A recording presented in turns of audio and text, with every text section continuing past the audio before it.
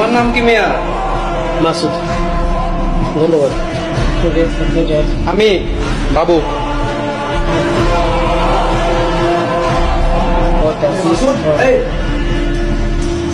নতুন আসছিস, নাম কষ্টে সালাম কালাম কিছু নেই, পড়তে বলে গেছিস। আমার মনে হয় পড়াটা উচিত হবে না। এখানে কি পড়তে, খাইতে, ঘুমাইতে আলাদা আলাদা নিয়ম আছে? তুই পিতলামি করেছো আমার লোকে? না না, বিতলামি করি না, পড়াটা অফ করে দিচ্ছি।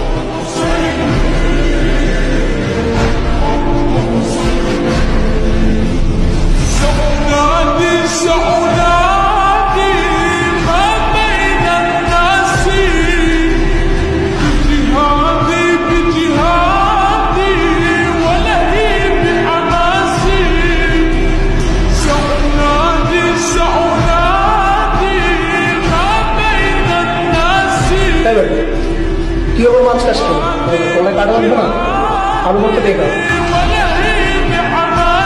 ডাল আর ওটা একসাথে হজম হয় না। আচ্ছা, ভালো কথা, ঈদের ট্রেনের টিকিট ছাড়ছি কিন্তু তোরা কাটবি না?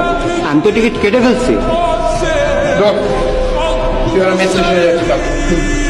ও ভালো কথা মাসুদ, তুই কিন্তু আমাদের সবার বের হওয়া সবার পরে যাবে। আরো ভালো কথা, তুই ঈদ শেষ করে আমাদের সবার আগে এসে ফেরত আসবি। আইসাটা বেরুম অসুন্দর না দেখছে। এটা একদম পরিষ্কার করে বলি। দেবের কিন্তু অনেক মজা আছে না?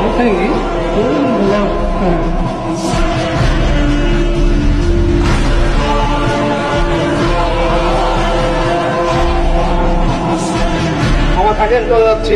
আচ্ছা ঠিক আছে। ওকে অবস্থা অগ্রিমিত আমার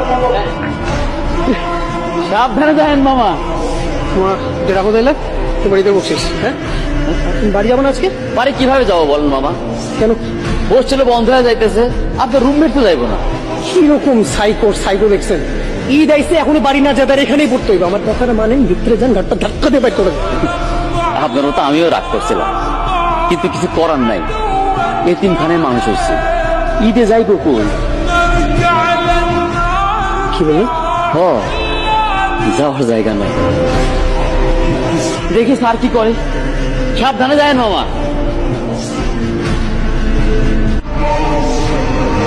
কি বাড়ি যাবো না? তুই ব্যাগ গুছা একসাথে যাবো। আমি তো এতে কোথাও যাবো না, আমি এখানেই থাকবো। বাইরে যে ভিড়।